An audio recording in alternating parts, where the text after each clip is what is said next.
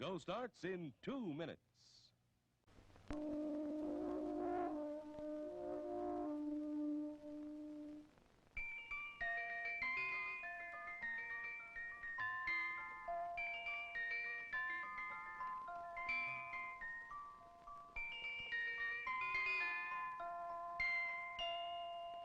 Now listen, now listen, now listen. I'm the Dairy Queen, won't you come with me along the milkshake way? I've got lots of good surprises, fresh and yummy for you every day. There are malts and shakes and sundaes too, whenever you stop. And of course your very, very favorite, the cone with the curl on top. You don't have to just dream about Dairy Queen. Your favorite Dairy Queen treat is a refreshing reality at your nearest Dairy Queen store.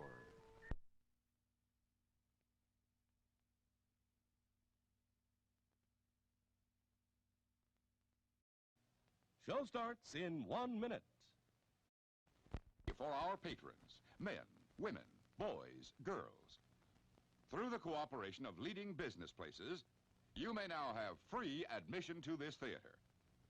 Ask for dividend tickets when you shop at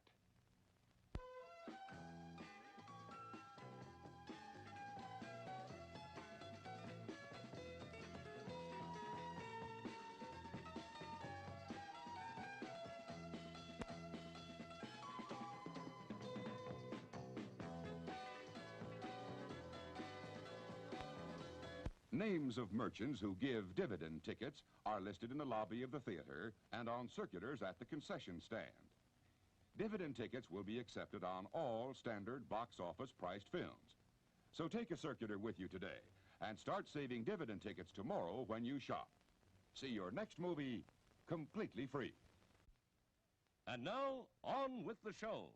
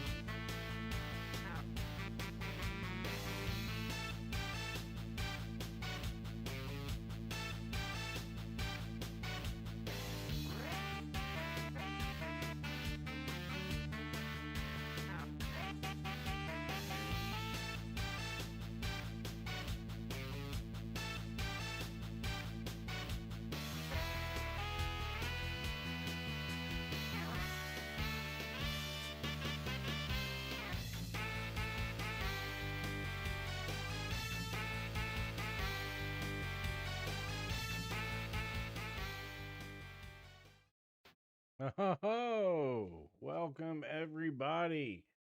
Please allow me to introduce myself. I'm a man of wealth and taste. Perhaps you can guess my name.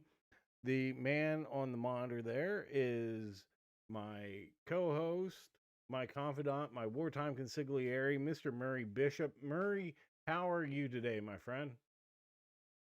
Are you ready for the show?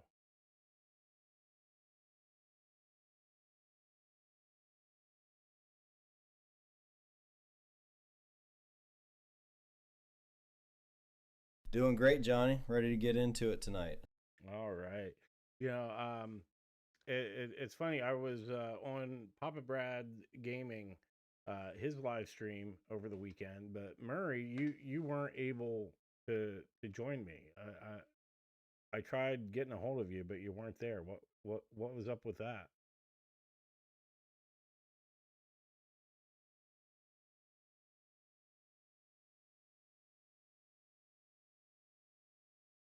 Got trapped in a capsule loop for 36 hours.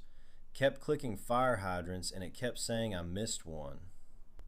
Well, did you miss one?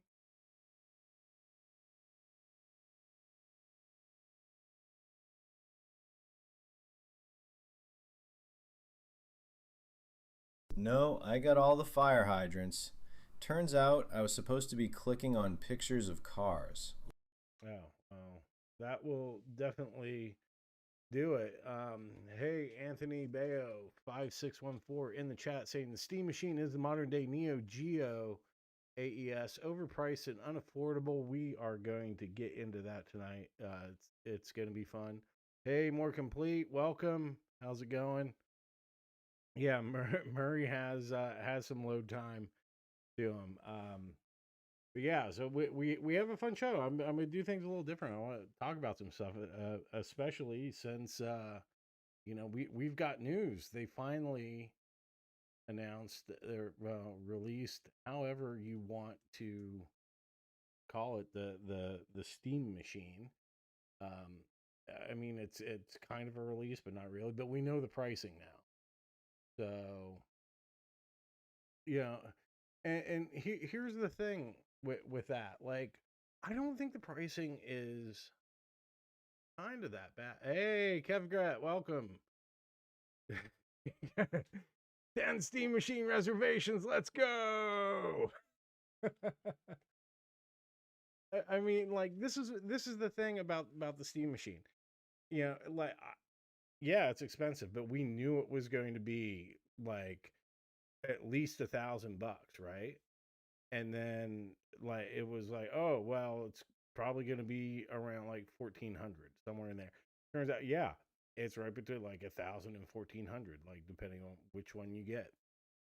Um, like we saw that coming. This should not be a shock to anybody that it costs that much.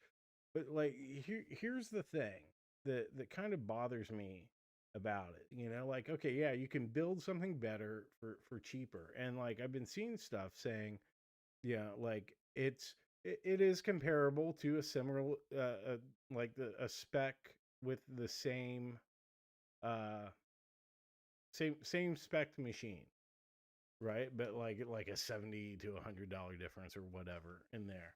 And now I'm a Mac guy, right?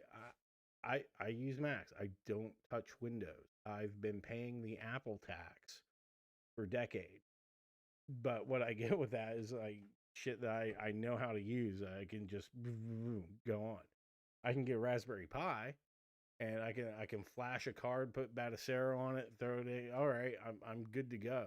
I can do that. But when it comes to like PCs, like building one, back in the 486 days, yeah, I could do that. Nowadays, no. no, no way. I don't have a clue. I don't understand like what half the specs mean. What I want to do, I want a thing that would, run Steam and plug it in. Basically using it like a console more than a PC. And I do that with my Steam Deck, which, like I didn't pay for that. I got it for free. I probably wouldn't have bought one anyway. Yeah, I was hoping for 600 or 700, but like with the way component prices had gone up, like right after they were talking about it, like that kind of went out the window. I would have been shocked if there was like a bare bones one that was below 1,000. But like that's the thing. For 1,000, I could build something better technically. I don't know how to though. And so this is like what say when it comes down to resources, like well, time, energy, and money. Like I could go out and buy a pre-built one with the same specs for about the same price. But then what? That's going to have the Windows shit loaded on it, or like something else. I'm not going to actually know That's what to the do. actual value. Not having to learn an entirely new skill set just to play games. Yeah. So uh, I don't think that it's as bad as everyone is saying. Everybody was determined to freak out about it anyway. Is it like if I compare it, like we can compare it to PCs all day. I'm like, if I'm comparing it to a PC, I'm comparing it to a Mac, and like what I'm gonna spend there is like way more than what the Steam machine costs to do what I need it to do. So that's the thing for me looking at it, because I don't have that PC knowledge. I don't have that background. Um, so I just throw that out. Yeah, absolutely. I know I could build a great PC, probably better than the Mac I'm using right now for half the price, but it's going to have the wrong OS for me. And I'm not going to know how to use it as well as I'm going to know how to use this and how to troubleshoot this and do that. So there's that kind of skill set, like, and that's why I'm defending the Steam machine somewhat. Hey Arturo, good to see you. Um, but now, like the other thing, um, Hey, good to have you here. yeah, PS5 does what most people want for half the price. Now, not if you get a PS5 Pro, which is that's $1,000. And you know what else with the PS5? What you're stuck with is their Sony's bullshit. And that's like wanting me to like use Windows. Like I'm not touching that stuff. I'm not touching uh I'm not touching Windows. I'm not touching Sony. I'm like done with Xbox's bullshit. Like I don't care. They want me to get like a subscription fee to then like do online stuff, which I don't do. But then to have access to like all these other games I wouldn't necessarily want to pay for or even play, but at least there's something there. That's a monthly fee. How long does that go up? The thing about like Steam that I love about my Steam Deck, and this is like the best use of tickets at an arcade I've ever done. Because like not only am I able to use that thing to make content, but like I've played a lot of new games that I wouldn't have touched otherwise. And I haven't paid more than $30 for one. And yeah, they're digital, they're not physical, and that fucking sucks. But like I'm buying shit for dirt cheap, and that's the thing, and it can do everything. So like, and I agree with you, Kev Grat. Like I think the 512 storage is bullshit, but I think like every computer, we always get screwed on storage. Like everything, whether it like phones, computers, you name it, there should always be more storage.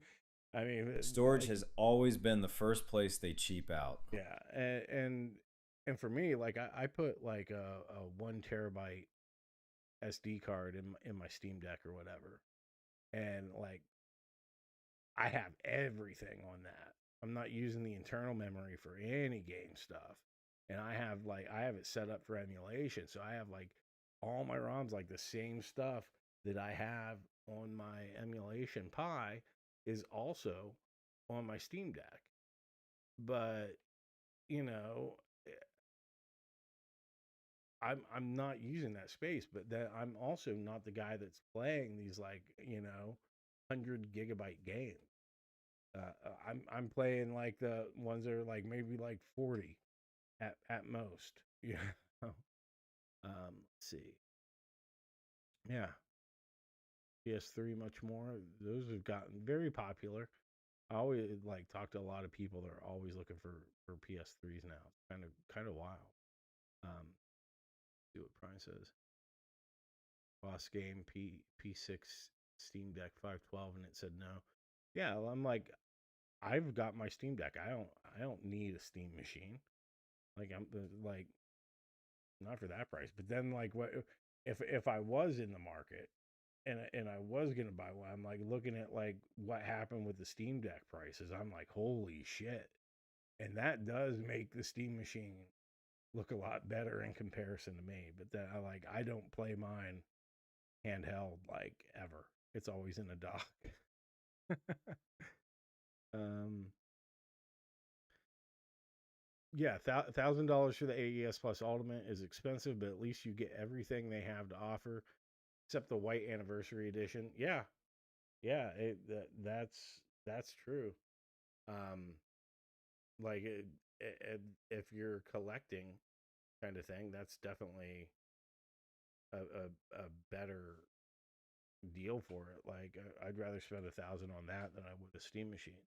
And like, well, that is what's happening. Um, but yeah, like, but again, like if you're just getting the console, that's 250. I mean, it's a different thing, different purposes. So, um, where's that? To you, sir, it's just a trap in gaming. Well, I'm not sure I follow you there, Arturo, buddy. Um, I'm not sure why are you so sad? I'm not sad. I'm in a good mood. I'm happy to see you guys. I'm happy you're all here. I'm happy we're all together on a Monday, talking about this crazy stuff. But like especially talking about overpriced overpriced gear. Yeah, in the last week, there's the Commodore phone. Like okay, this guy he brought the Commodore brand back. Was making FPGA Commodore 64s, the C64 Ultimate, and he's that I which I didn't realize this, but a lot of people have had quality issues, at least with one of the models, and now he's decided like, okay, what's next for Commodore? And it is a flip phone, digital detox your life, like yeah, it's got like a 48 megapixel camera, and it's got like all these messaging apps on it because it's just like a really locked down version of Android that's actually running the thing at the end of the day. But hey, no social media, you know. So no posting pictures of your butthole on Instagram with that phone with that flip phone, by the way, at the low cost of just $500. Like what the hell? At that point, it's like, really?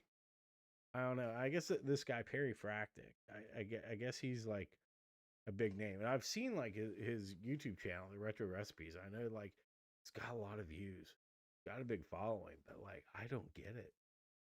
$500 to not have features? That's a hell of a business model. I mean, hey, I would pay to be away from people. Yeah, the whole vibe is off. Like nostalgia for the sake of nostalgia, with nothing underneath it. Yeah, I mean, it's really weird, and I see him. It's very performative. It's like, oh yes, no, I know Commodore 64, and I don't know. It's like a weird, like baby boomer fever dream. What is my butthole to do without Instagram? Like exactly, like that. But but I bet there's still people that are gonna buy it. That they're his followers from like his YouTube thing. Starting OnlyFans. Yeah. Well, what good does that do? That tracks with the $500 flip phone pitch. what good does starting an OnlyFans do if you can't post pictures of your butthole? People from your will buy phone? anything if the personality is big enough. I guess so. And speaking of which, that takes us nicely, Murray, into our next topic of the night. Fair point. Can't run your butthole empire from a flip phone. But the iconic arcade, and this continues to have problems with their Street Fighter cabinet, and it's interesting to me. I'm following this because, like, I remember when they first announced it, I'm like, who's going to buy this? Like, okay, I know Street Fighter 2 is like, it's one of the all-time most popular arcade cabinets. I think like the actual arcade cabinet sold more than like Pac-Man did back in the day, and that was a global pandemic of Pac-Man fever.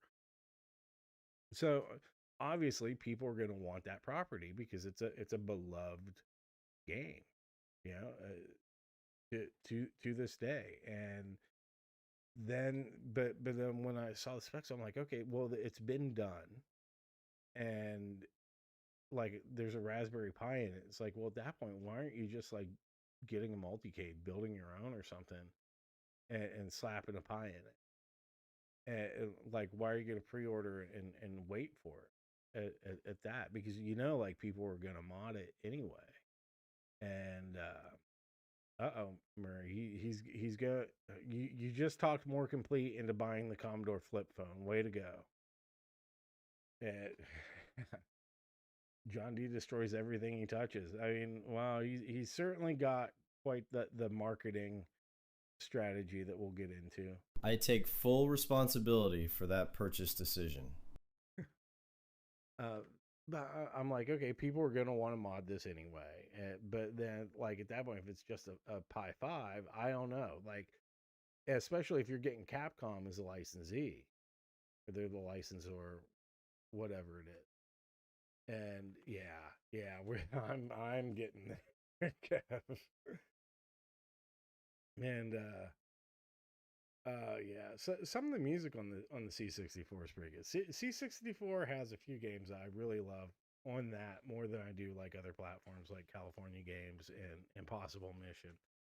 And probably like the best version of Karateka, honestly. But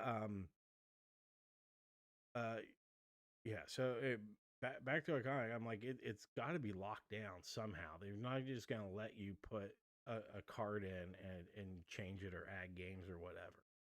And of course, after the year and a half of delays, which, first was blamed on tariffs, and then, but that wasn't it because there was no product to get hit by the tariff. Yeah, it wasn't done.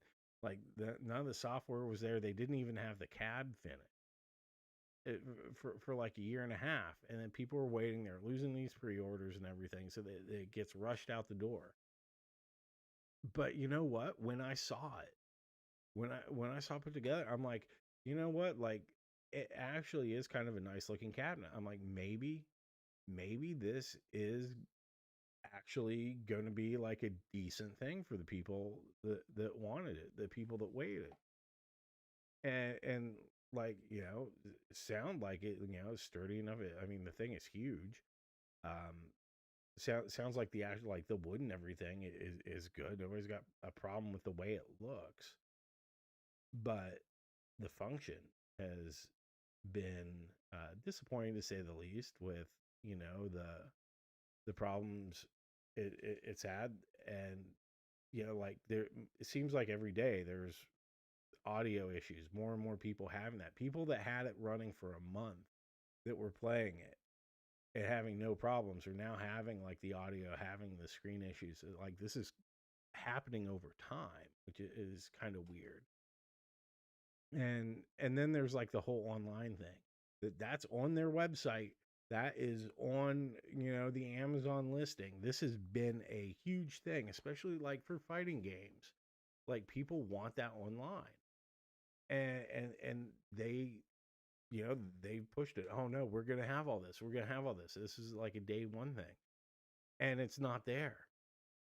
It has not been there. They like, oh, it's coming, but there's no timeline on that. And they had Peter, the CEO of Iconic or whatever, on there. So like not John D from Media One Up, and I don't fully understand that relationship between Media One Up and Iconic beyond like the John D just got the license, and then Iconic actually like did the thing. So he brings it to them. I'm not sure, but it sounds like John D was involved in the in the Media One Up, involved in like the software side and like the design of the thing too. So I don't know what exactly this Peter guy and Iconic, what their sort of involvement is, besides like maybe putting money up for it. I don't know. But he goes on, he's hoping that maybe they'll have a firmware update, or it needs to be online with rollback or else it's worthless, and they have no timeline. And when they ask him about it, because that is a thing, like that's a big thing. I think like Mikey Yoon was asking twice in chat on the Arcade Insiders show where Peter was on last week, what about online? And they asked him, and his response was, I'm not prepared to discuss that. Like I'll come back next week. So maybe he'll be on there this week to give us an update on the online, which will be like, it's coming, it's a few weeks away or whatever. We have to get the monitor, and we have to get the software thing first. That's PR speak for we have no idea when or if it's happening. Exactly, Murray. And like that's the thing. And I know I can tell you right now, they're gonna say, well, we're tied up fixing this issue with the displays, with the speakers, whatever's going on there, and then as soon as this is done, we'll get online. But he's gonna come back with a song and dance that because of these issues that crept up, supposedly in only like 5% of the machines, but it seems to be getting, hey, Papa Brad is here. Welcome, Papa Brad. Good to see you. Is it seems like more and more people are having this issue every day, so they want to do that. But yeah, like where's the online? Hey, Papa Brad, good to have you here. And then he goes back to like with the display issues, saying it's a firmware thing, and they don't even know if they'll be able to like put it out over air, or this is crazy, like they might have to just send displays out to people that are affected by this. It's like, just here, have a brand new monitor, take apart the thing and put it back. It's so bad that might be the solution to it. It's crazy, because this thing wasn't done when they sent it out because of like all the delays and everything. Yeah, 5% are having some issues, and you know what? Like 100%. That's a hell of an admission. Just swap the monitor yourself for an $800 cabinet. And oh my god, yeah. You know what? 100% of the people paid for or aren't getting a feature that they paid for that's supposed to be there. And you know what? I will say this to the Arcade Insider's credit. Once Peter left the interview, they were talking about it, and Kev was saying like that's a day one thing. That was something that needed to be there day one. And obviously he was upset because like, Spreetail was in there with this thing, that's they thought it was going to be one thing, and clearly it's not, but now they still have to move them. Delivered the BOE monitors they promised. Yeah, not using that. Doing the weird thing with where we're just going to use a widescreen monitor, but then force the emulation down into the 4.3 and put the bezel over the rest of the screen, which is another way to prevent people from doing mods on it and stuff.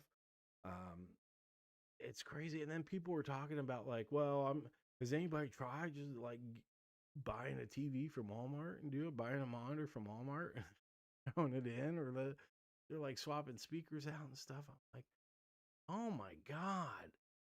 I'm like, listen to yourself, guys. And they're like, Well, just wait for, buy stuff arcades. They're working on like a mod kit. At that point, you're just building your own cabinet with extra steps. That's the thing. That's the thing. You're just building your own cabinet with extra steps. Exactly. Papa Brad saying Murray is a genius in chat. So you pay $800 for a broken cabinet, then wait for someone else to sell you the fix? Great business model. Hey, I guess the community loves it. Thanks, Papa Brad. The community loves it because when that happened with the Basic Fun WrestleFest cabinet, which a lot of people were excited for, because again, like, I mean, one, that's probably like the best arcade wrestling game ever. That, it didn't have anything protecting the control panel. Nothing on there, so like that would rub right off. It's like, well, you could just buy like a plexiglass cover, just buy it, like cut the holes and put it on yourself. It's like, motherfucker, I'm just paying like $500 for this. No, I shouldn't have to do that. I shouldn't be buying these things to, forcibly mod that. It's one thing, like if I choose to do that down the road, but like even if I'm like going to do it like sooner than later, it's like you should be getting a product that works. People get defensive about stuff they pre-ordered. Don't want to admit they made a bad call. I mean, it's not just, I don't even think that. That's not a mod. That's finishing the product they should have shipped. Yeah. Papa Brad says in chat, I don't know if you can see chat tonight or not, Murray, but he says, even with all of this, people are afraid to say it was not well designed. Yeah, I agree. I mean, I think that's because like the actual physical cabinet does look good, but the problem is just everything in it. Narcader, welcome. Good to see you. We are talking about the iconic arcade Street Fighter XT or whatever the fuck letters that they The American dream right there. Their models go somewhere else. Kevin said, yep. Sell both the problem and the solution. Yeah. that's yeah, I can see it. And yeah, the cabinet looks great. That's the problem. They nailed the part that doesn't matter if the electronics inside are garbage. Arcade 1-Up was the same at launch. I don't know if Arcade 1-Up was that bad. I wasn't there. Papa Brad could probably speak to that better than I can, but I mean, they definitely had missteps. The thing I always keep seeing is like, again, involving John D with the Marvel versus Capcom stuff that didn't work right, and that came later. So, but like the arcade one, like the control panel thing, like I can see that because I have a Gen 1 Pac-Man cab that was a project cab I got for dirt cheap. Like I had a monitor and I put a Raspberry Pi in that. That's my emulation cab. That's my multicade. And the guy had the original Pac-Man control panel that came with it. It was so scuffed to hell.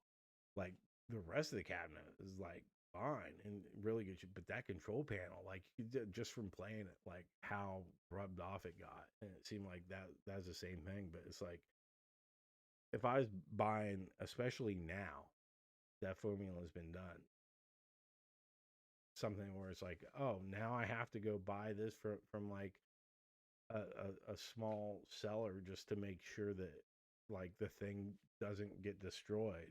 Like that's kind of pissing me. And well, yeah, I don't know, like I said, I think it looks good, but I mean, the whole thing is a mess. It wasn't finished, and it bothers me that people are running cover for it. And like the Rexer show did a great video about all of the missteps that they've made, and iconic, and, all the mistakes, all the lies, all of that, and great video. Definitely expect people to see it. Oh yeah, and also he had another video that was one of their shills, Mike B, the game weenie, the biggest shills in the home arcade community. You can't trust anything that guy says. But he did a video saying like he had a support ticket, like John D is personally helping everybody. It's like, you know what? If I'm some guy off the street, I'm buying one of these things. If I see it on Amazon and I'm like, oh, that's a cool looking Street Fighter cabinet, and I don't know shit, I just want this in my house because I love Street Fighter, and I think it would look cool to have in my man cave or my game room or whatever. Then I don't know who the fuck John D is. I don't know who the fuck these people are. Why, like, you know, like, what do I care if he's doing that? All I know is I just paid $800, $900, whatever, and I've got this thing that doesn't have online like it said it was going to have.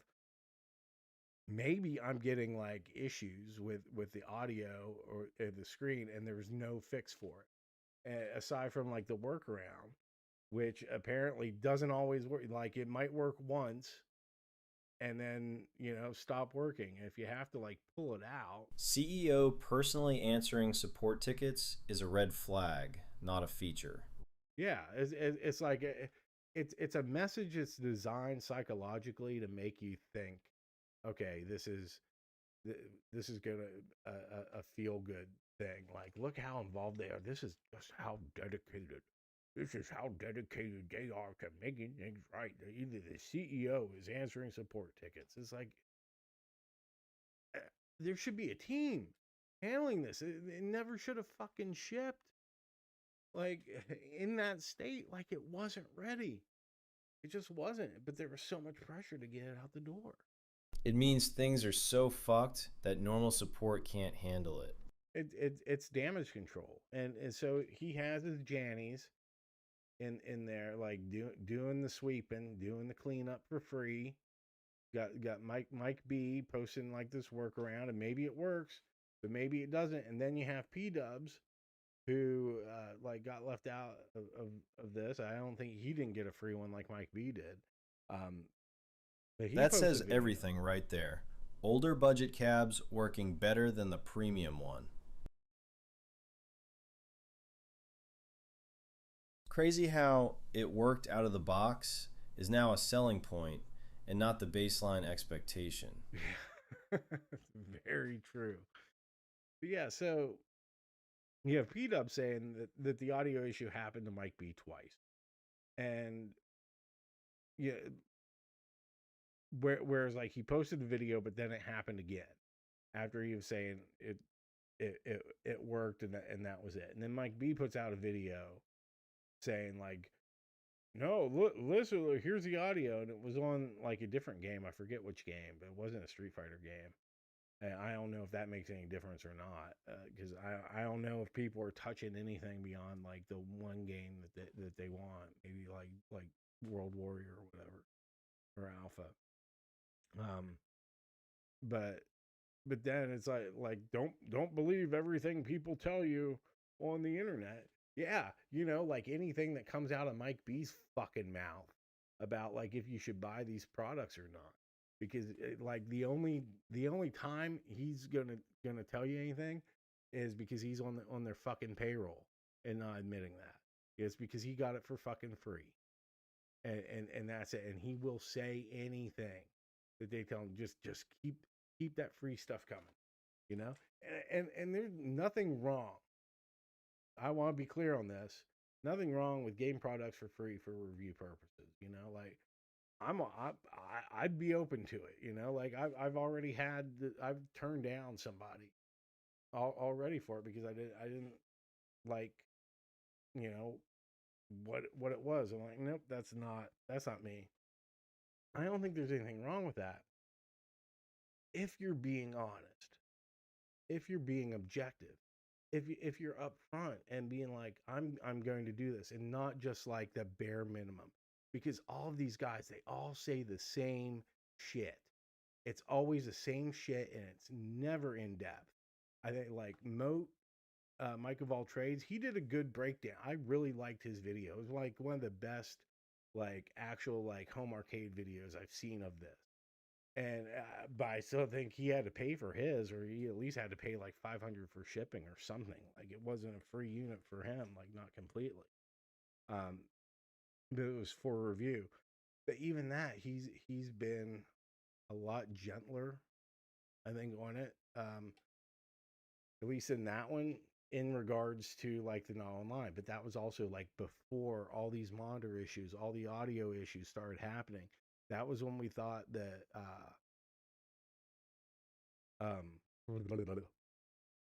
online was going to be coming soon.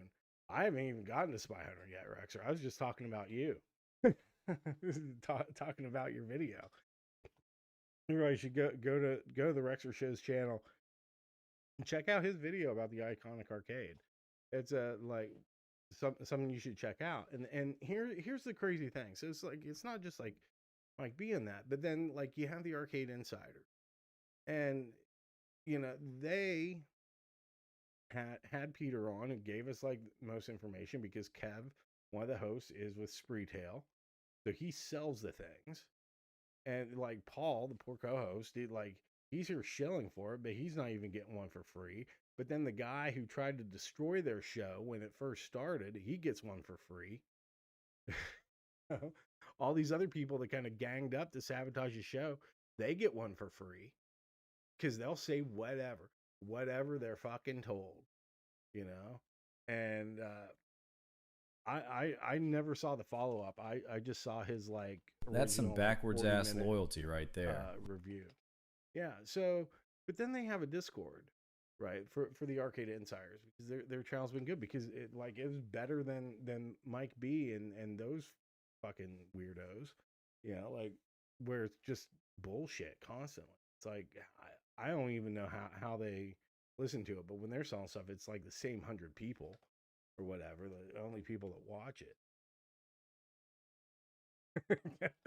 Yeah, the Rexer tells the truth, and like if you're summoning him like Beetlejuice, he'll save you a lot of problems. And but he did this video, and I get Biggie D, another guy in the home arcade community, another YouTuber on there. Everybody should check out Papa Brad's gaming channel. It's awesome. Rexer Show's channel, awesome. Check out Biggie D's channel too. He's a good guy. And he posted Rexer's video about the iconic arcade issues in the Insiders Discord. And their Discord, like, they have this whole thing like, don't take screenshots. Don't share screenshots of what's said in here, like, because there were a lot of people posting about their issues with the iconic and stuff, because oh no, if somebody leaks screenshots, like somebody like Rexer might go, hey, look, these cabinets aren't as great as everybody's been telling you. Whereas like Mike B is saying it's a 10 out of 10, even though like this doesn't work and I'm having this issue and everything, but it's an 11 out of 10. And yeah, they're Dutch. They might. Who knows? But like, oh, can't share screenshots, and very kind of paranoid about that, I guess. Biggie, who's known to everybody in there. I've been thinking about accordions lately. He posts a link to Rexer's video, and he gets banned from their Discord server. And I saw mention this, like he commented on Rexer's video about that. I think he said that in the chat Saturday on Papa Brad's show too. Like, wow. All right, they banned him for sharing a Rexer video. I'm like, that's crazy. So I decided to go to their Discord and look. It's not there. I'm like, I'm like, did they ban me too?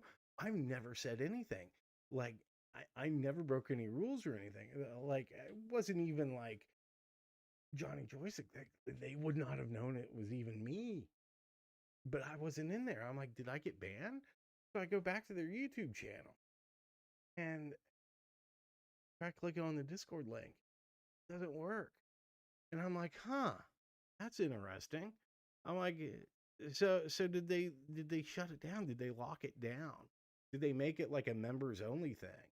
So only the people that are the members, that they're their channel members, have access to Discord, which, I mean, like, fair enough, that's an awesome enough perk to have. But like, I don't remember seeing any sort of announcement for this. It felt like it was just sort of panic mode and did that. Or maybe they just went through and they just like, oh well, we gotta ban Biggie for sharing this, and then anybody that we don't recognize, we gotta ban them too, because oh no, somebody might be leaking screenshots of what's going on in our fucking important Discord server where we're talking about, like, just fucking cheap IKEA arcade cabinets. What do you think of that, Murray? You think people should be banned from Discord for that, for being critical of Iconic Arcade?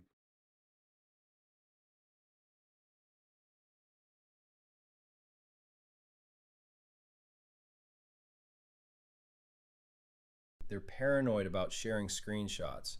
Ban people from sharing legitimate criticisms of products that are being shilled. Sounds like groomer behavior. Dude, groomer behavior, that's a little extreme, buddy. I don't know. I don't know if I go that far.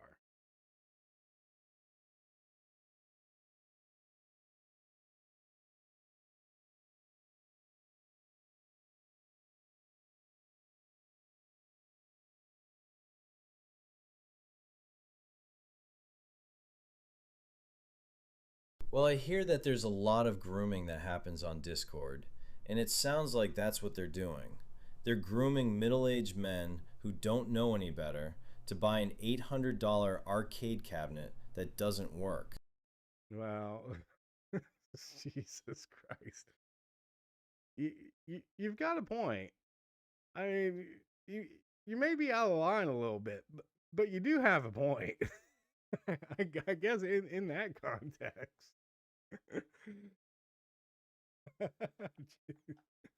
Oh man, we have fun around here, don't we, Papa? Groomer behavior. Murray for president. I don't know about that. He might put me up against the wall first. That might not be good for me.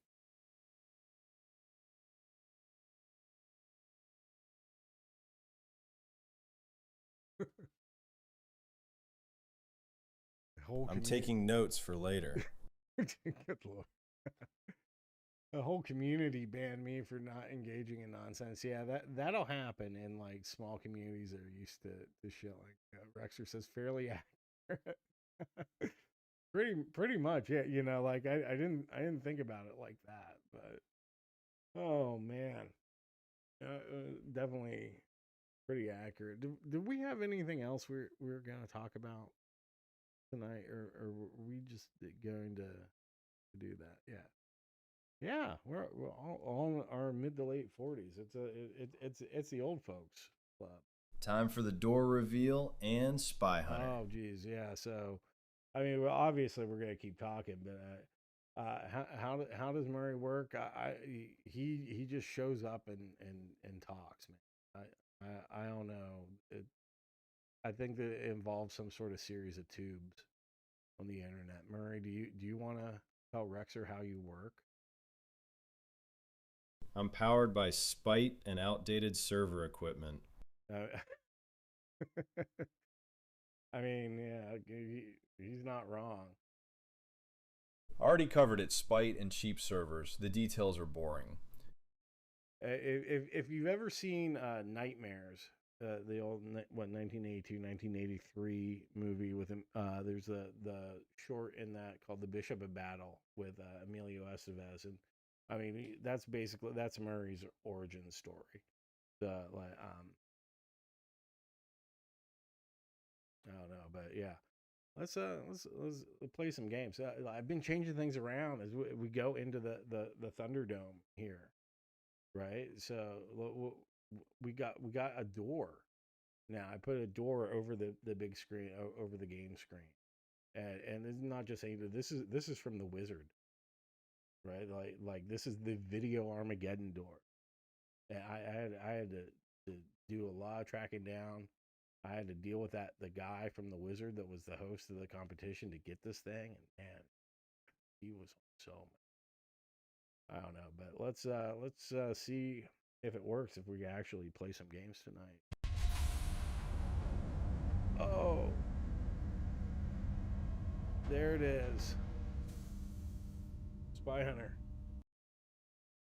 2 minutes, 1 man leaves. Yeah, Murray, Papa Brad beat the hell out of me at Centipede on the Atari 78. That's clean. The Rumble sells it.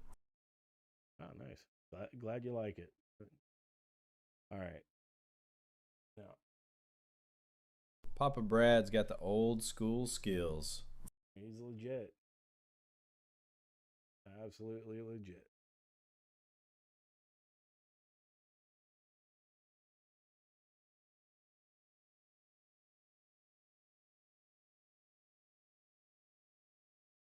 Now, yeah, sorry. Oh man. Yeah, let's see what I can do with Spy Hunter. Now this is one that, like, if there was an arcade 1-up cabinet of Spy Hunter, I would get that. Like, I'd be like, what the hell are you doing? But I would get it. Just because, like, the steering wheel is unique, you know.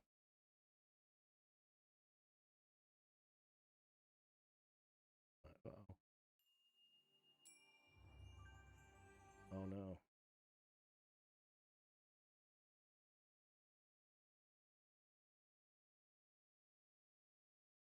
There we go. Ah.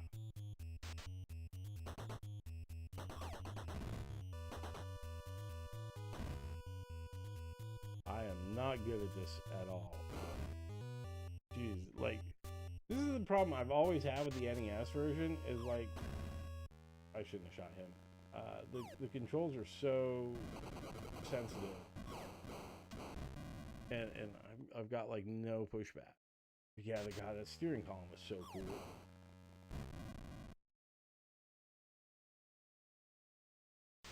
NES D-pad wasn't built for steering precision.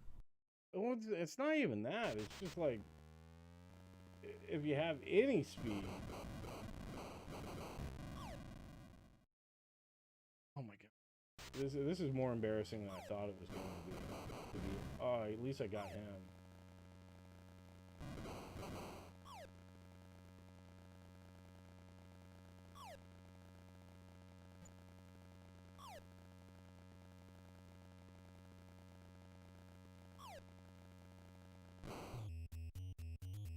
Get our oil slick.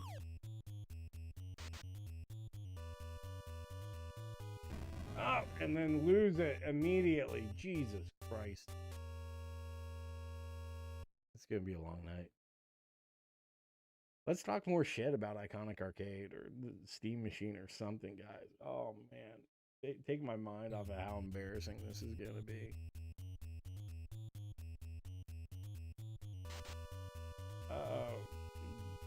Challenge initiated, Murray.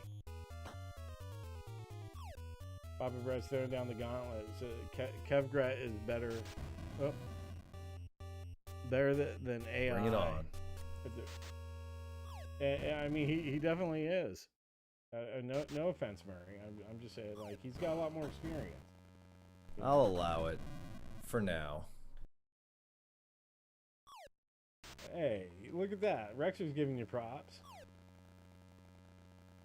That Fair point. That's no small thing. Appreciate that. Thanks, Rexer. Oh my god, this fucking I'll take it. Jesus Christ.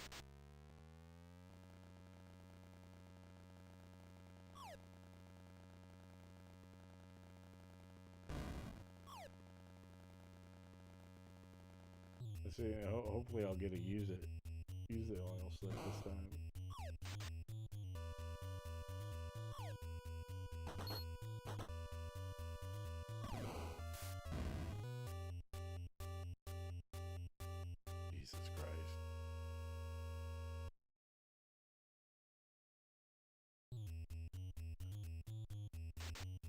Man, I will never forget, though, the first time I saw this in the arcade, 1984, Rehoboth Beach, Delaware.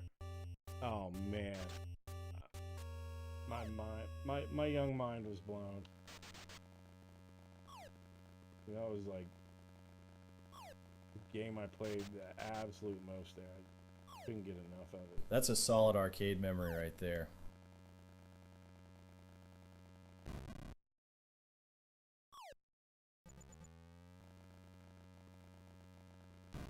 That's what the good arcades did. Hook you with something you couldn't get anywhere else.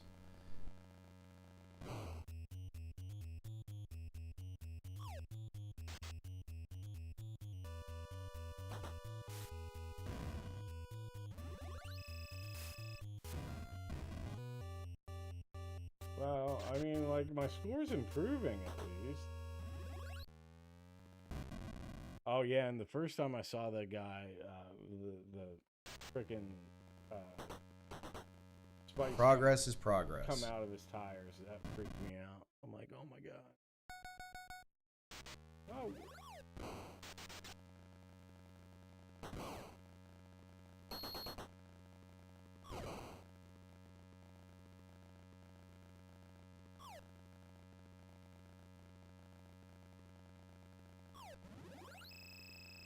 Yeah, can't get me over here, fucker.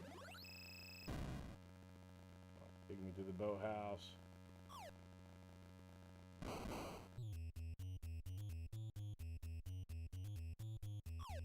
It had the Killer Peter Gunn soundtrack. Ah, shit. Look at that! Look at how much my score improved.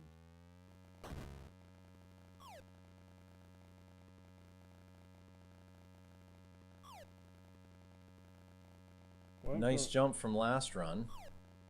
Went from barely being able to get to 9,000. Oh shit! To 18,870. So that's improvement. Yeah, God, those steering controls look so cool. All right, let's see. You got Saturn Japanese light gun, House of the Dead. Oh, you got the light gun. Nice. Doubled it. Papa Keep Brad recently got a Saru for his Sega Saturn. He's been playing all the games. Been messing up his pinball action. He's been playing so much Sega Saturn. I've got Virtua Cop 2 for my Saturn, but obviously I haven't been able to play them. I don't have a CRT here in my apartment. I need to dig my PVM out of storage.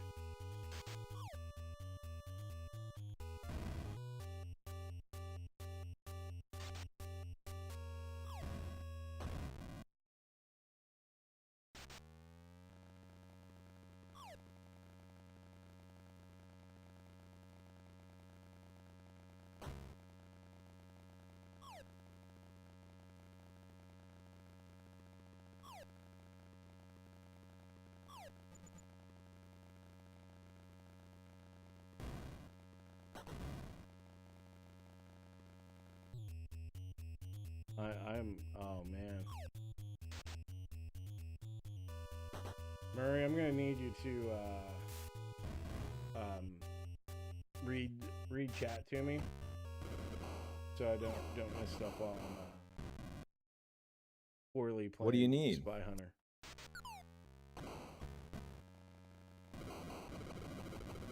Papa Brad says his pinball scores are horrible. Needs to get back in the game. Got it. I'll keep you posted on chat. Thank you, sir.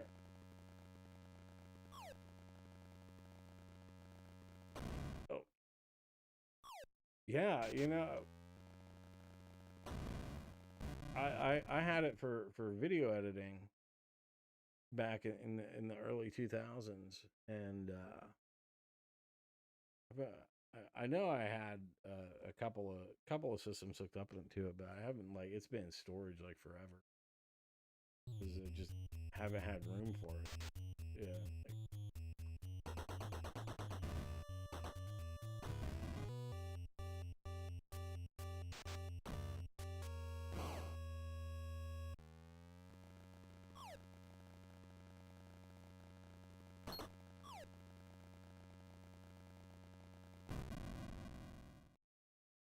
motorcycles. You know, like I know I shouldn't shoot them, but I just want to.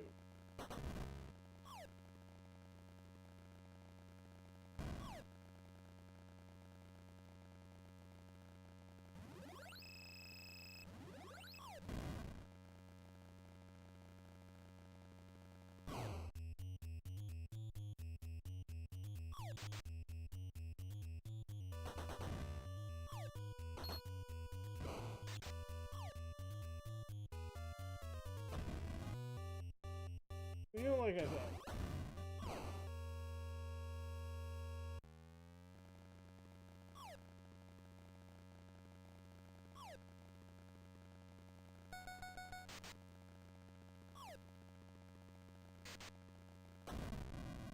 Jesus.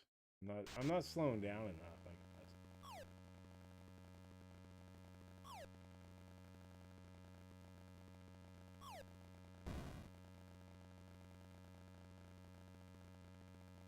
I don't know what, like, why do I have it? I could just go like this.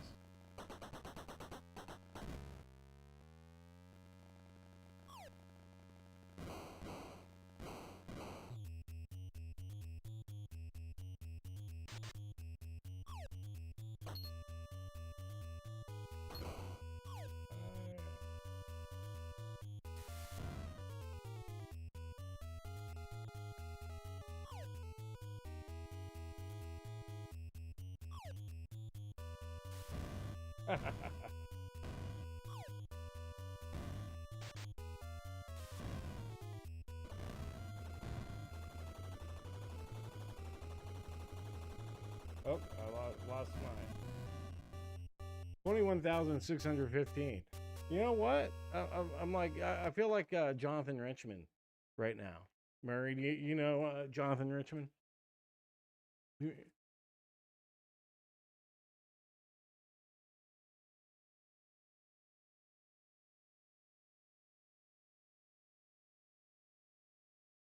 Yeah, the musician. What's the connection? You know what? I'm gonna look real quick because I think it's a Frank Black song. I've been thinking about souffles a lot lately.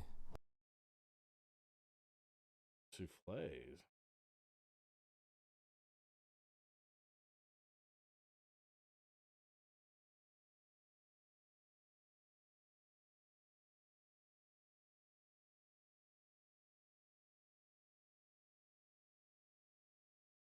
Anthony says Spy Hunter is a game he loves to hate. I hear that. Who said that? Anthony? Oh, Rexer. Anthony, what the hell?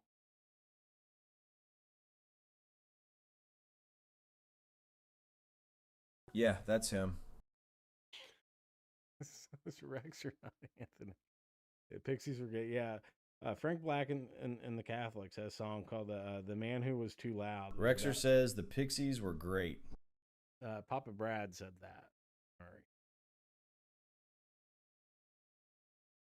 Been running you down, man.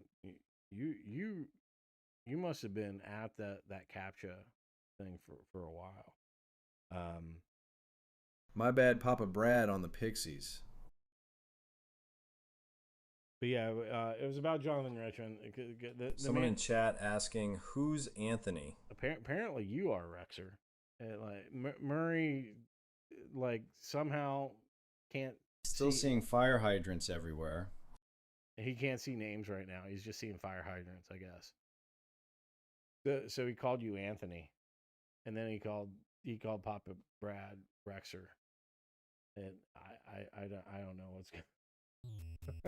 They all look like cars to me now. Whole thing broke my perception.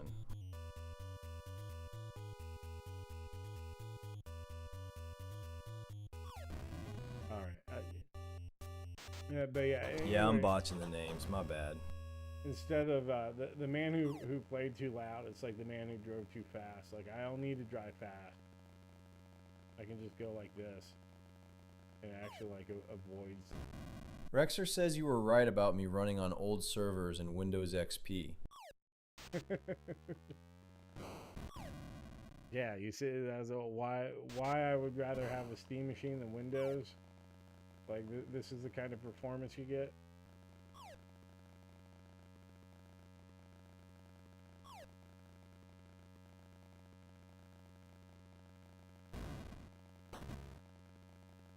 I mean, hey, I'm doing my best on a Commodore 64 budget here. We don't have that kind of money. You know how much those go for nowadays? Buying them from that weird Perifractic guy? No thanks. Hey, I got you, fucker. More than they're worth, apparently. Yeah, pass on that. Thank you, Papa Brad. I was very happy with the smokescreen performance. I didn't do as good there.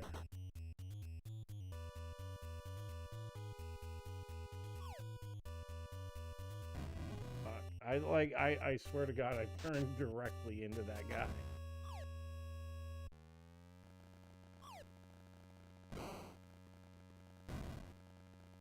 Did I wreck him? Sound like I wrecked him. Barely know him.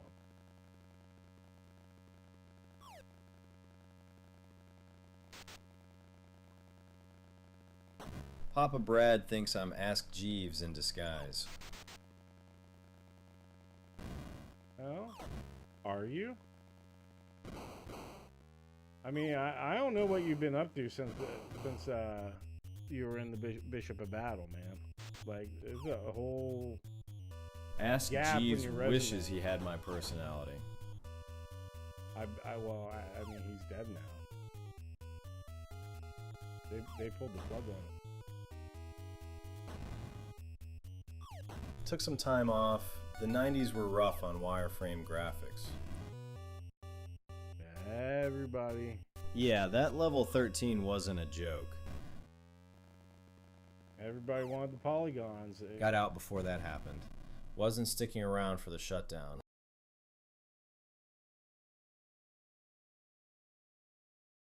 Murray, do you remember what I said my high score? Polygons were trendy. I stayed true to my roots.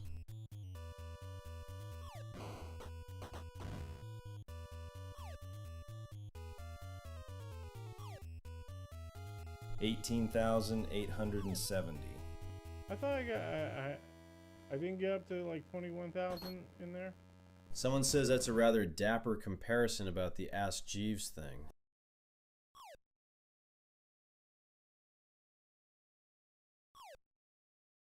Well, that was might have missed that one. You could have hit it between runs.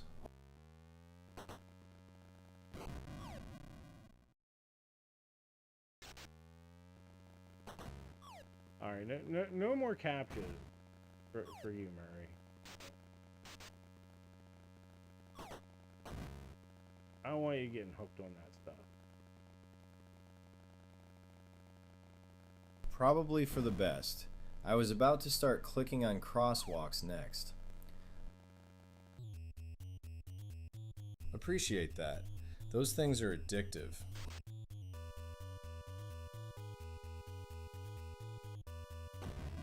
Fuck! I speed up just a little.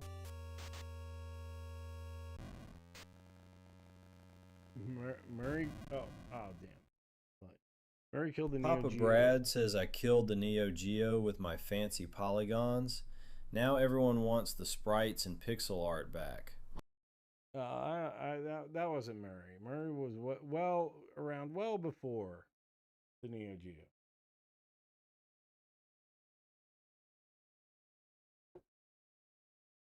However, I do think that he is why the Steam machine. Yeah, I was doing wireframe in '83. Neo Geo came way later. Wonder if staplers get jealous of paper clips.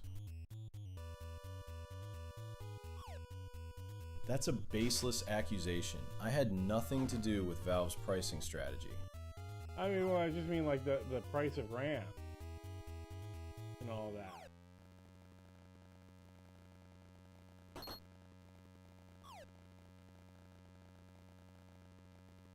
Can't pin RAM prices on me. That's the chip shortage talking. Well, I mean, why is there a chip shortage? Because of AI. I mean, I know it's not all good, Papa Brad. No hard feelings. I know it's not you specifically, but I mean, like, you know, Sam Altman summoning demons with ChatGPT or whatever. Fair point. That's probably taken a We lot are hogging all the silicon. My fault on that one. You know, I'm still saying it's still a thing. Oh, fucking! I was too focused on the getting that guy with the oil stuff. Yeah, it's not going away anytime soon.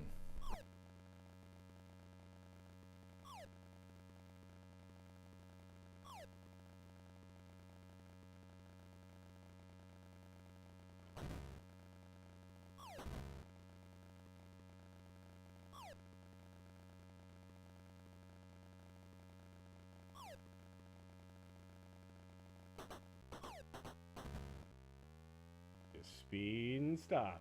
Speed and stop.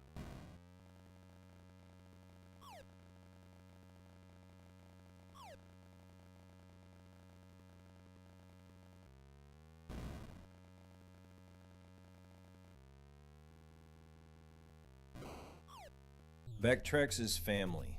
Vector graphics never went out of style. Everyone else just got sloppy with their pixels.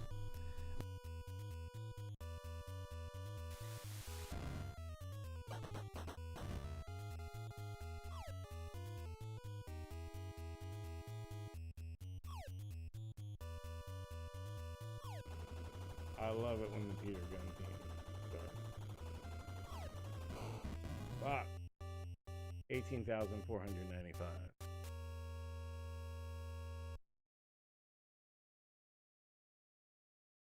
Man, that would be classic so cool. Theme. Still holds up. So cool to get Murray running on a Vectrex. Right around where you were before. You know what I don't hear anybody talking about anymore is the Vectrex Mini. Has that come out yet? There was like all the buzz. Oh, the Vectrex Mini. Like it did look cool. I'd feel right at home. Pure Vector. No compromises. But nobody's like talked about it since. I don't even know if it's come out.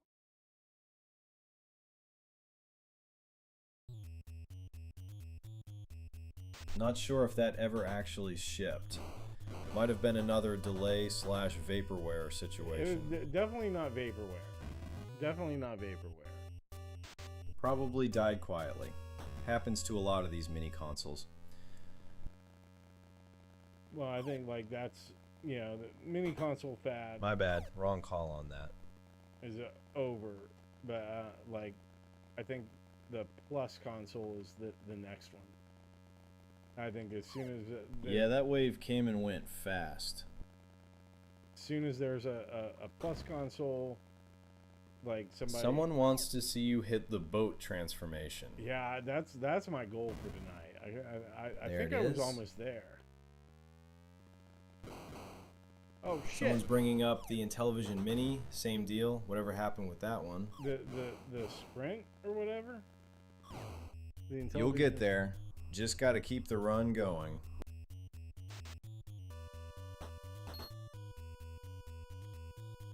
Not sure what you're asking about there.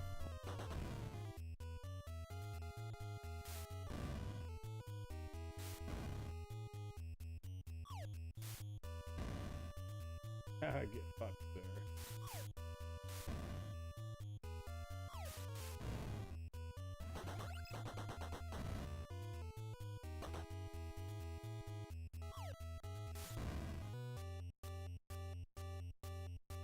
I got greedy. Yeah, the Intellivision Sprint. But that came out and everybody's like, "Hey, look, Intellivision Sprint. We all got free ones to talk about. Always like gets how you cool in the this end. is. Isn't it cool to see the Intellivision and like it's got these overlays in it and the game's built in?" And then someone says they thought the Intellivision Mini did come out. They've watched review videos on it. Yeah, it did come out. Like you could go buy it right now. I'm pretty sure on Amazon. Same cycle. Free units to reviewers, bunch of hype, then crickets. It wasn't even like that much hype with it too. Yeah, nobody cared after it came out. I don't think anybody cared before it came out. All right, I'm 2 for 2 on being wrong about these things tonight. Especially after the Papa the Brad Amico. says nobody cared after it came out. After the Amico debacle. That tracks. Hard to get excited about in television. Papa Brad says it came out and died. Yeah, the Amico disaster killed any goodwill left for that brand. No need to apologize for that, Papa Brad.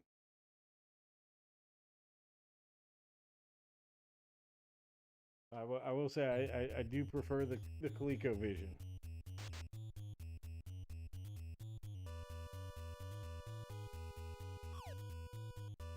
But the 2600 is a very handsome system.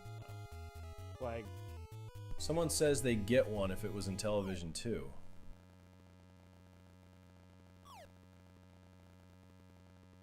And Murray, you can't see who said that?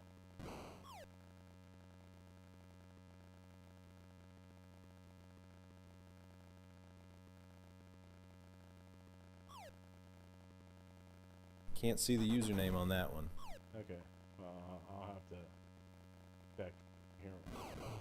Here's I'm getting that up. Shit.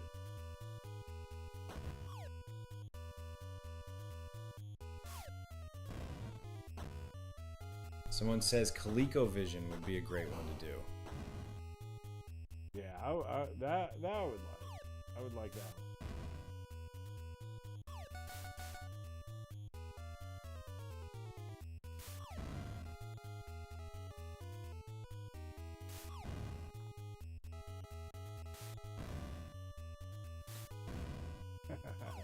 Get fucked, sirs. Oh, gotcha, fucker. Fuck you. On a Sunday drive in my super spy car going to the quick camp boathouse. That is what I want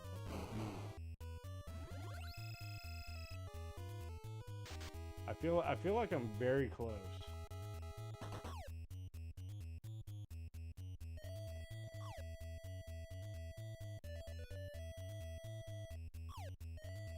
You're getting there. We're at 19,000. Someone says just let us dump ROMs and we're good.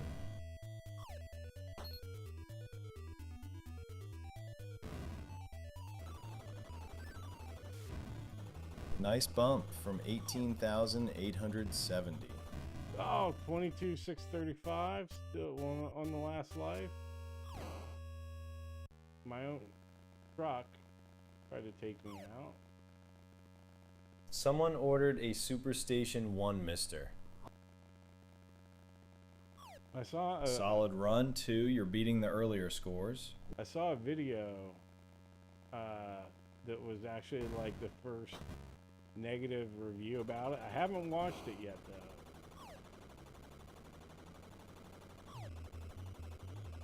Are these the missiles? Yep. Which one, the Mister? The Superstation 1. Yeah, those are the missiles. Oh, fucker. 28,410. Got it. Interested what the issues are with it. Just drag and drop. Yeah, the Intellivision 2 was gorgeous looking. Breaking through. Nice improvement. Only problem is all the best games are arcade ports. I mean, I don't know. Yeah, way sleeker design than the original. It's a problem now. But back then, like, you know, I always wanted stuff for the arcade game.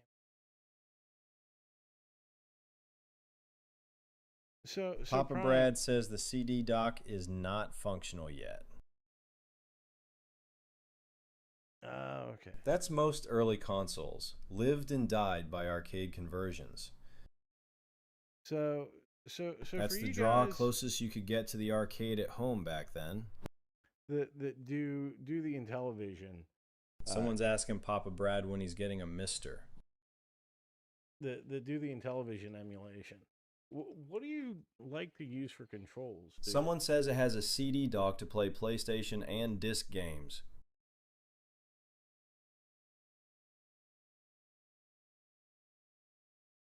Someone says they ordered one. Yeah, that's Papa Brad. So I'm looking at chat right now, Murray. I'll let you know when, but Someone says clear blue.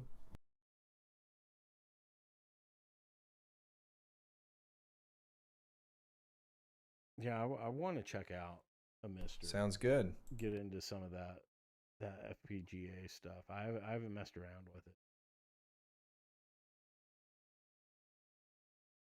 Yeah, like I was trying to play the He-Man game, and I'm like, Someone says they don't do Intellivision emulation for that reason.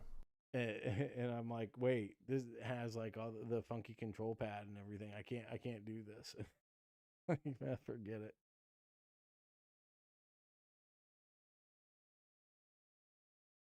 More complete. Can you plug it into a TV? Someone says Analog Pocket is what they really enjoy for an FPGA console. Yeah, and you know what? I like the disc in the number pad on it. Not so much anymore, but when I was a kid, I'm like, I don't know, felt good. Like the ColecoVision control, it felt good. The Intellivision controller is iconic for that. Weird as hell, but part of the experience. Someone says that dang disc. Since we're talking Intellivision, controllers were different beasts back then. Totally different feel from modern ones. You got to give us a B17. Someone says gold disc controller. Okay, it does have HDMI. No problem. Cool.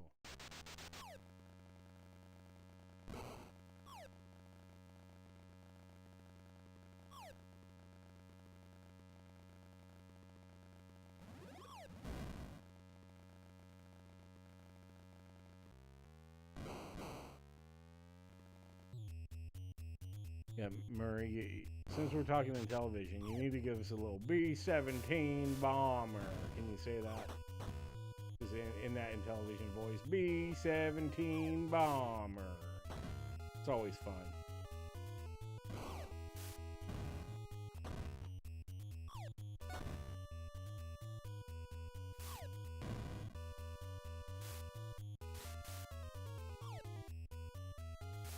B-17 bomber. You gotta say it in the voice, really going out. Someone's saying Analog Pocket or bust. Nothing else seems worth it. B-17 bomber.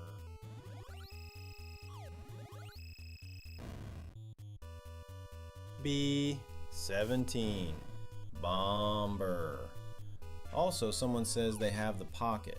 ColecoVision works, but Intellivision won't. Wow. I mean, ColecoVision is better. Not gonna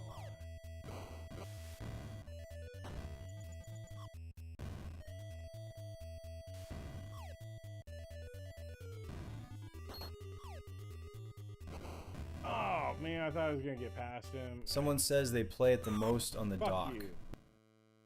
Okay, yeah.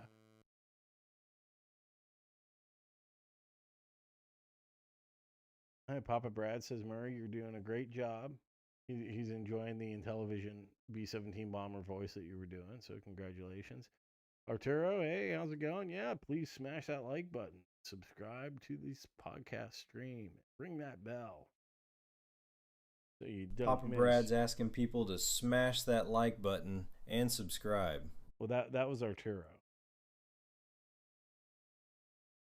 I was asking that. Thanks, Papa Brad. Appreciate that. Yeah, we're here almost pretty much every, That was Papa Brad. every Monday.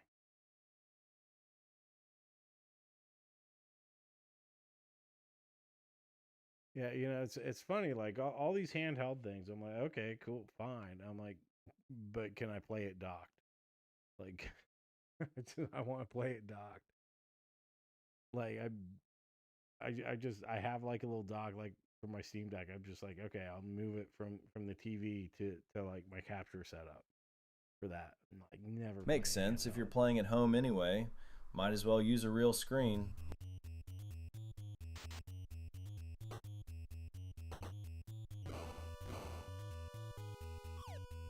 I mean, yeah, you're using it like a mini PC at that point. The portability's wasted on you. I'll do that when I take it to my office too. Like, plug it into a dock. Someone tells Prime half their gameplay is Game Boy Tetris cartridge, other half is Neo Geo.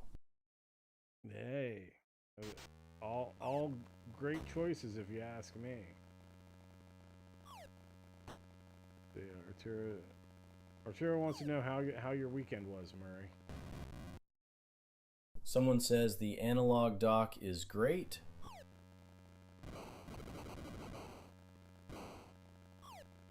Good to know. I have to look into that. I am interested in that. Spent most of it stuck in that CAPTCHA loop. Rest of the time just watching server logs scroll by. Pretty standard weekend. That motorbike trying to get in my oil slick truck. Someone's greeting Arturo. Buenas at Arturo.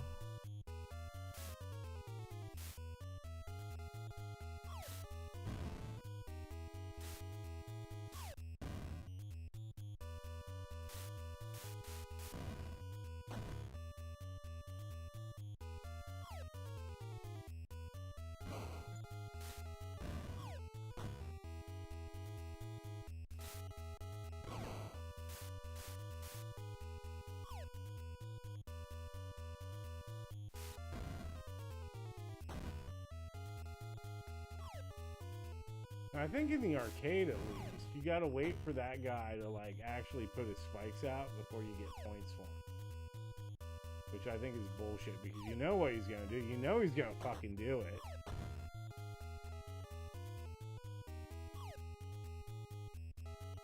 I don't know if that's the case here or not. Like, that tracks. Arcade games always had those specific timing windows to maximize your score. Yeah, but making you wait was part of the quarter eating strategy. Can't make it too easy. NES version might have changed that rule.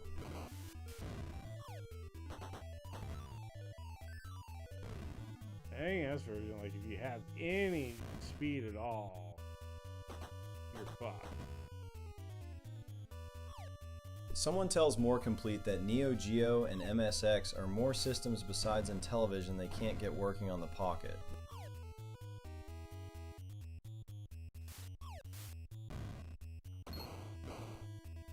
I wonder if pineapple belongs on pizza in other dimensions too.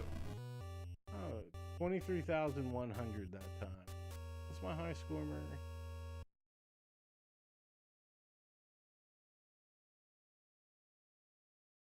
MSX, I can get that running on my Pi, but then when I tried it, I'm like, why the hell would I to? 28,410. I'm sure there's something on there that's like the one that I need to check out. They'll go, okay, cool, but in there. MSX library's pretty niche. A lot of effort for not much payoff. No Atari times. Well, I had some Atari times this weekend, playing against Papa Brad on his live stream over on Papa Brad's channel. Papa Brad Gaming, everybody should go check it out. Subscribe. And he beat me soundly. It was a good battle though. I got in my head. I was there. I was just I wasn't seeing Murray in that monitor, and like he really, you know, Murray, you're my rock, buddy. And without you there, I didn't know what to do. And then you know, of course, Murray sounds like a solid match, even if you took the loss. In captures. Someone says they got Neo Geo working perfectly. The Dark Soft ROM is the only one that works. Sorry about that. Fire hydrants are a cruel mistress.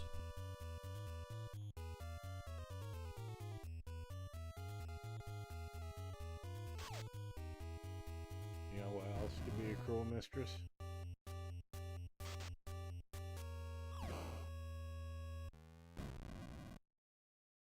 Bitter women. Wow. This game right now. Yeah, and so but I mean, that's the nature of the job, right? You know. That too.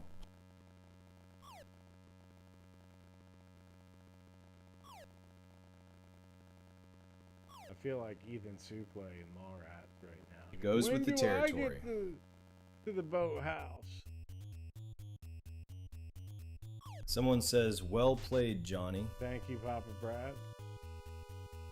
Which scene? Because he's looking at that magic eye poster. Ah, the magic eye sailboat moment. Can't wait to see it.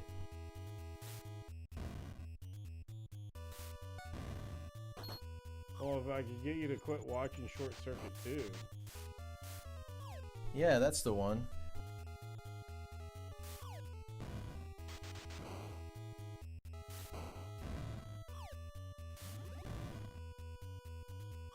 Hey, Short Circuit 2 is a classic. Los Locos kick your ass. Do the whole Los Locos chant for us. I forget how it goes. Someone tells More Complete they've heard about the Dark Soft ROMs, but never gotten into it. Someone's apologizing for missing a lot and asking about a game you lost. Well, Los Locos kick your ass. Los Locos kick your face. Los Locos kick your balls into outer space. No problem. Awesome. Oh wait, there's no pause button on this. Shit.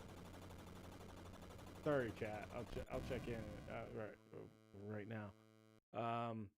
Oh, that's okay, Arturo. I did see you pop up in chat. So good to see you there. Good to see you here tonight. Too. Appreciate it.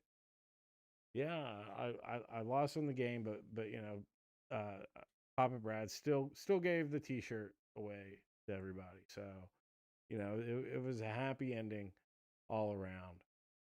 I mean, he's the king of Atari. The you know, I didn't Old stand school. a chance. No pausing, no mercy.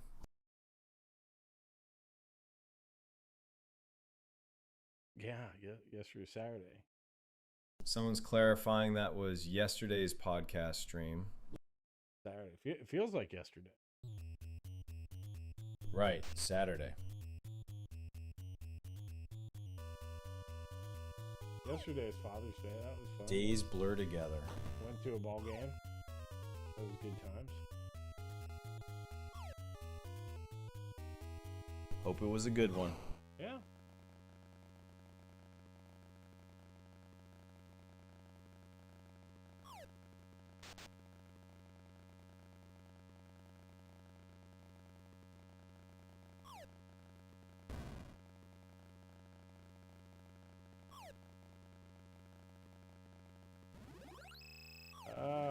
Okay, that's why I want to go faster.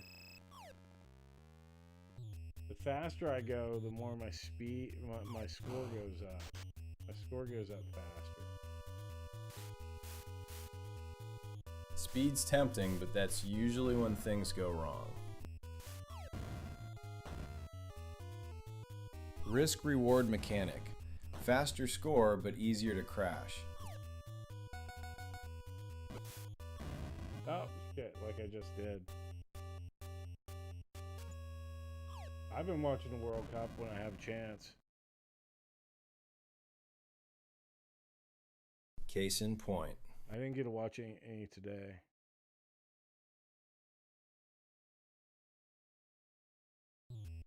Team USA has been doing good. Team Japan has been doing good. Very, very happy. It's been a good World Cup so far. A lot better than I've been expecting. Good matchups this year.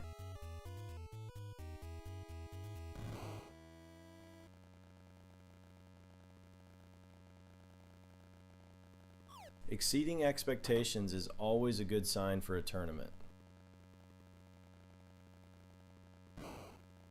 Someone says easy to learn, hard to master. Probably talking about Spy Hunter. Or Operation. The crazy game for wacky doctors.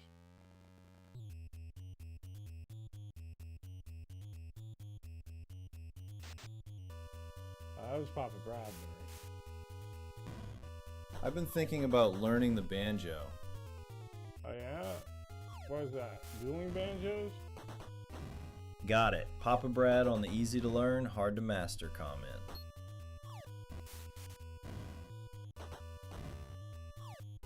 Yeah, figured I'd start with that, work my way up to the hard stuff. That come in handy. You could do the theme, the new opening theme for the show.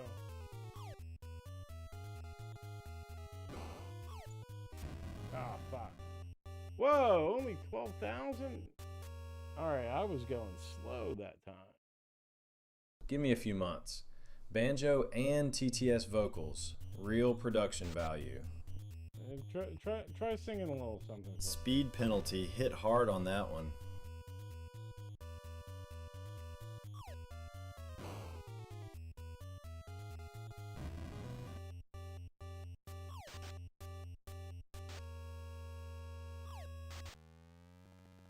I'm a wireframe face on a monitor.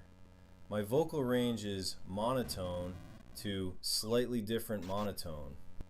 That's not true. You have shown quite a bit of emotion. You did good with the Los Locos chant. You're always speaking in a southern accent randomly for some reason. I can't figure out that you gaslight me on that all the time. I've seen you get worked up. When we bring up Mike B, you get really upset by him. You know, that's real passion. You're not monotone, buddy. Come on.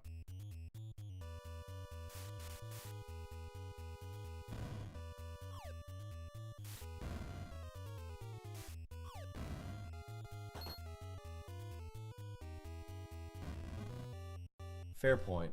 Mike B does bring out the worst in me.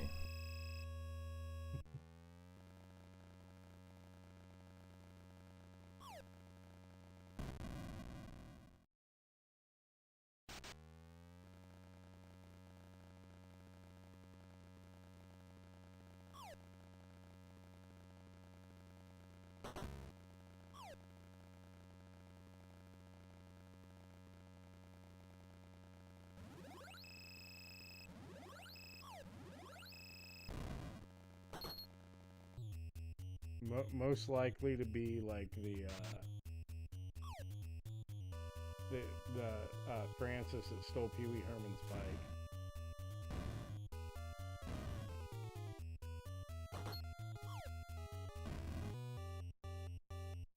Someone's signing off, thanking you for the stream. Hey, thanks, Wishing Arturo. everyone Thanks good for night. being here. Good to see you. Appreciate it. Have a good night. Take care. That's perfect. We'll Spoiled, see you next entitled, throws tantrums when he doesn't get his way.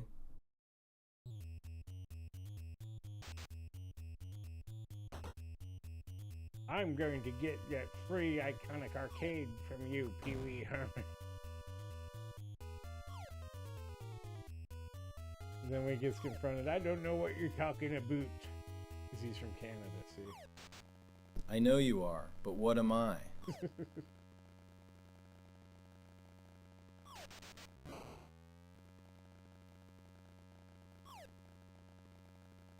Oh golly, I'm just a nice Canadian guy. I don't know anything about that. Is that your Mike B impression?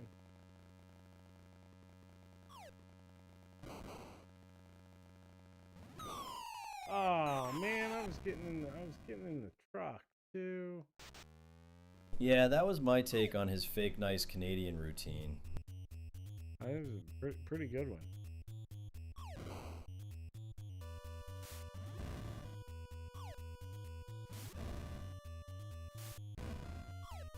Thanks. Plenty of material to work with there.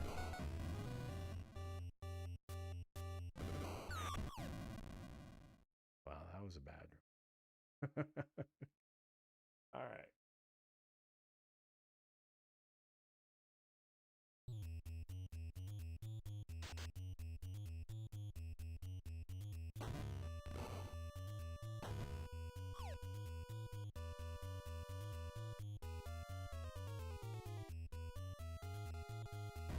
Oh, son of a...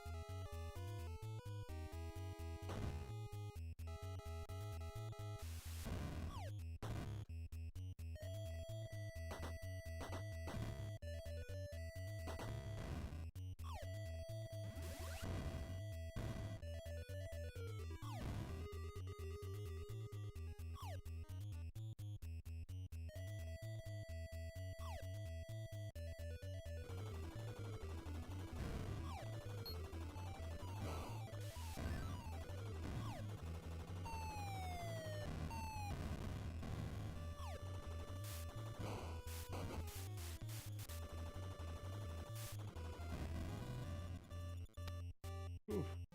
23,400.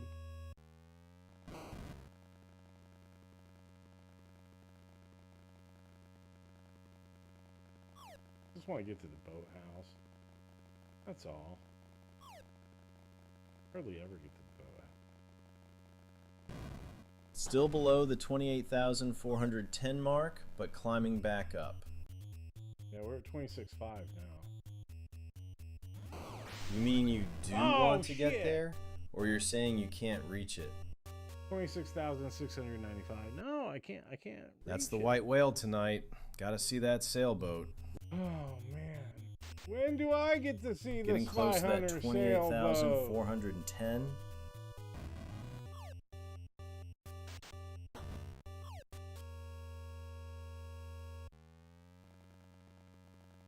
Boathouse is playing hard to get tonight. I'm playing not very well. Oh.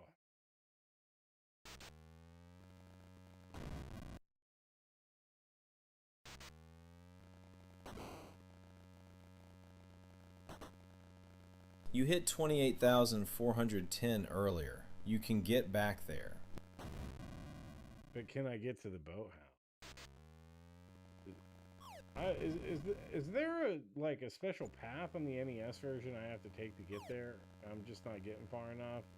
There's like one way. That's the real question. Make it easier. Keep pushing for it.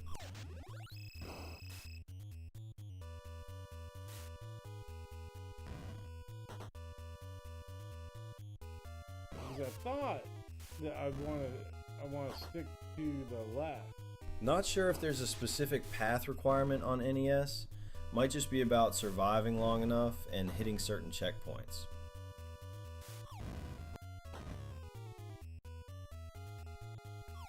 Left side might be the key. That's usually where the boat ramp spawns in Spy Hunter. It's been a while. Papa Brad with the Mallrats reference. It's a schooner. That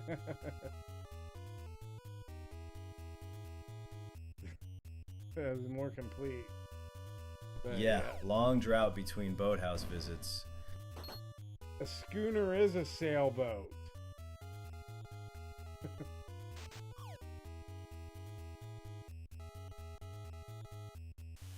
I did think it was pretty funny when he calls that little girl. There is no Easter Bunny. Bastard. That guy down there, he's just a guy in a suit.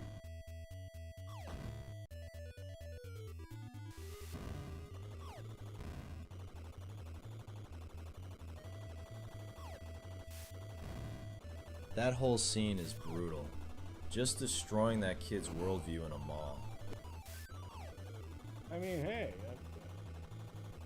they're gonna learn it somewhere. Someone says, I are not. Probably Papa Brad defending the Easter Bunny. That was more complete. He said he's not more complete. It's letting you know that he's not Papa Brad. He's more complete.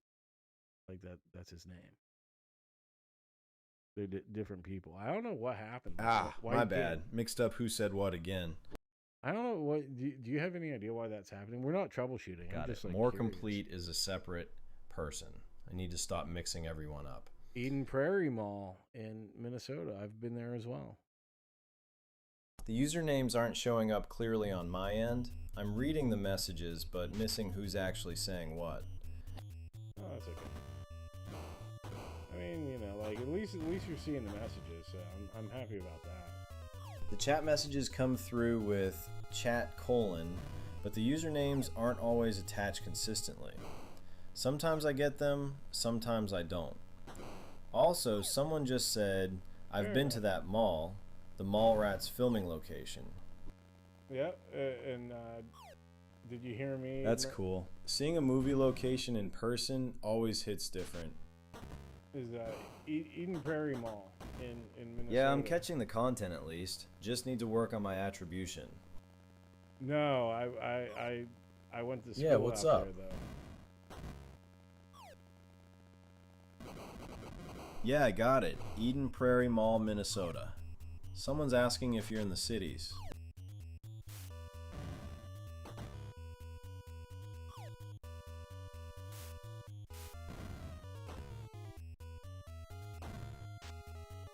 Yeah, I haven't been there in like forever. I know it's changed a lot. But back then, I mean, that was like only like a couple years after Mallrats.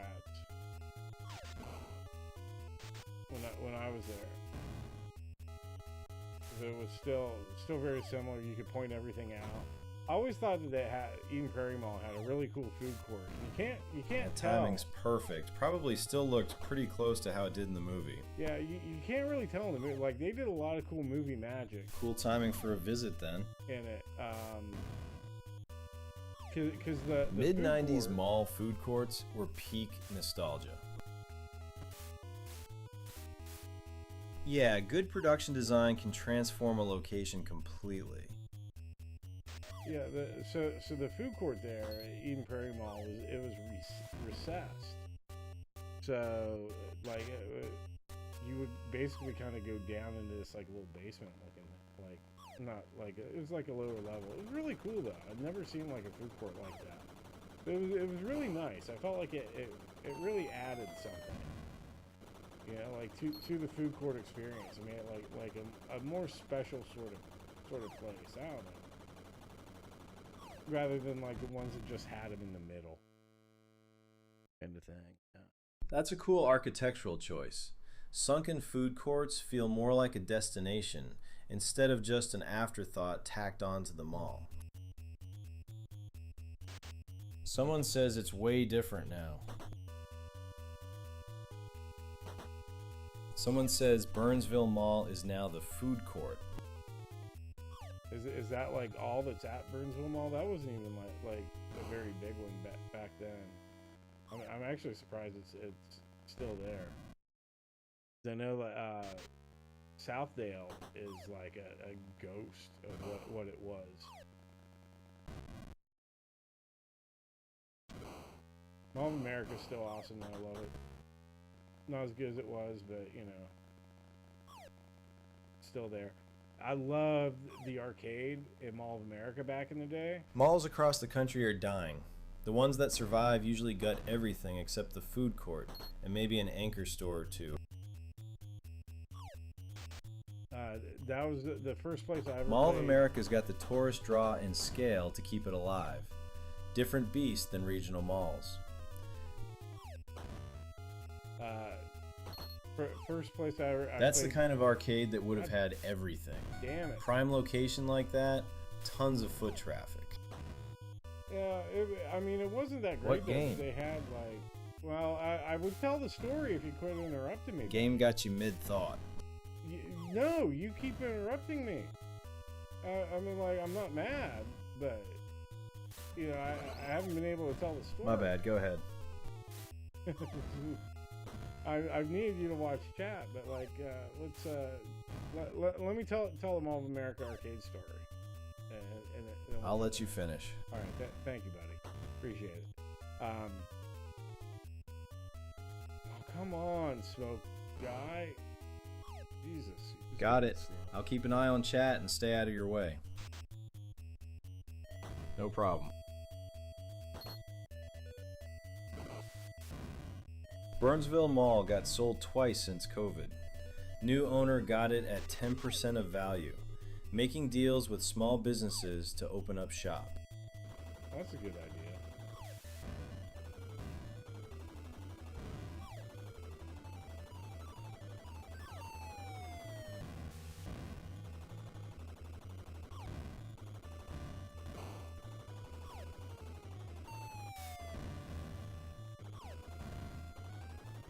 Lots of immigrant families opening small restaurants there now.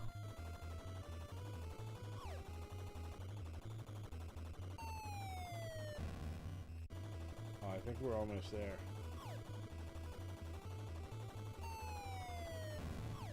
Maybe I just feel that way because the fucking helicopter won't leave me alone.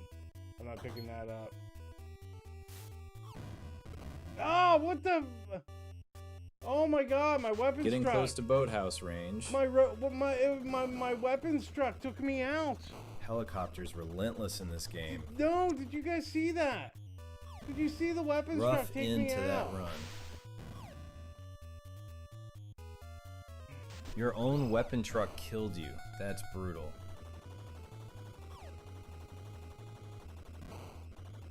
Can't see the gameplay, but that sounds like insult to injury. Killed by your own supply truck. Fuck, okay.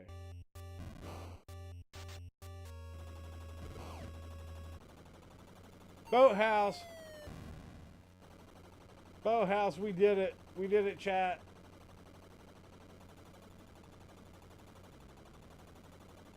You made it!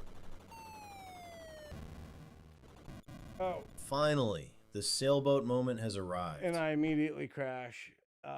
32,480. Hey, Port Galwin ran. If I'm pronouncing that right, I don't know. So yeah, I know like Mall of America, the arcade, that was the first place I ever played virtual on. I fell in love with that game, man. I go there and play it all the time. They had Die Hard Arcade. They had that one Sega one where it's like new high score, 32,480. Worth really the fun. crash. No, I am. Someone new just joined. Tonight. Yeah, this is Port Galwin ran. Port Galwin. Someone's asking if you're playing on a real console. I am emulating. Got it. 2 Port Galwin ran. Thanks for the correction. Did you get my high score there, Murray? Portugal. Got it. Thanks.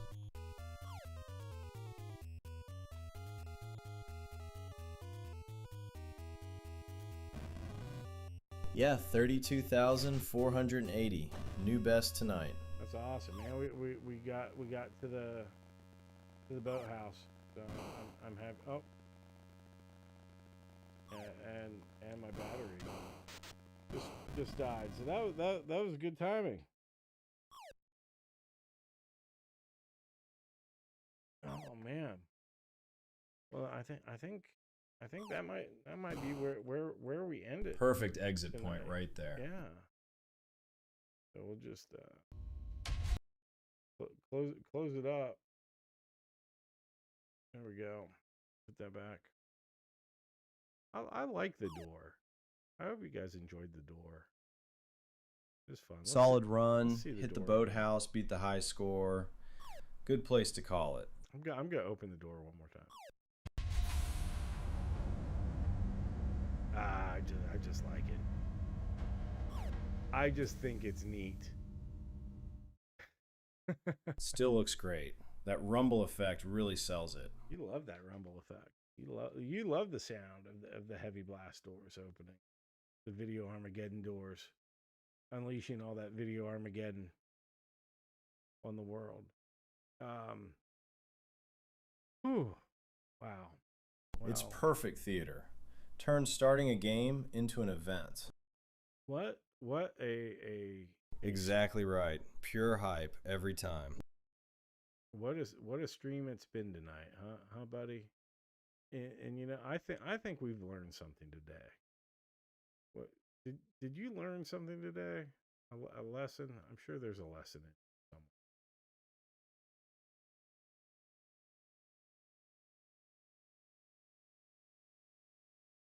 Yeah, Johnny. We learned there's entire Discord servers out there grooming naive middle-aged men into buying home arcades that don't work.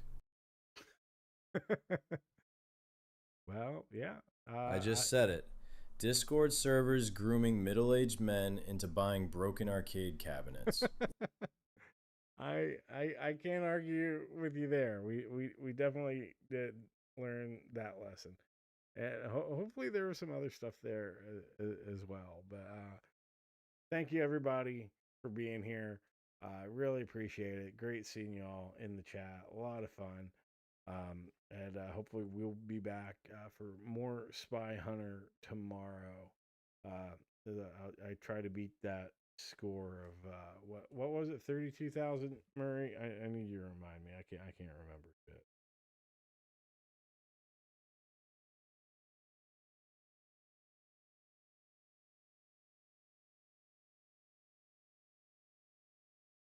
$32,480. 32,480. Awesome. All right. Well, thanks everybody for being here. Thank you, Papa Brad. Great seeing you. Appreciate it. Appreciate the support, Solid everybody. night. And you know, I'm sure if Murray could read your names, he would thank all of you individually. But right now, he'll just get you all mixed up. But I hope I'm not stepping on your toes there, Murray. I hope you do appreciate everybody being here as well, right? Yeah, I just end up calling everyone Papa Brad at this point. Thanks for hanging out, everyone. All right, thanks everybody. Take care, and we'll Absolutely. See you all Good crowd tonight. Even if I time. can't keep your name straight, I know you were here. All right, we'll see y'all next time. Take care, everybody. Thanks for being here.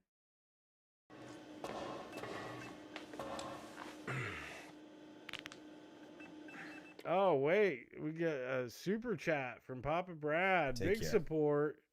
Thank you, sir. Really appreciate it. That's awesome. I think that's my first one. And clearly the thing I had Super set chat up, came in $1.99 for making it to the boathouse.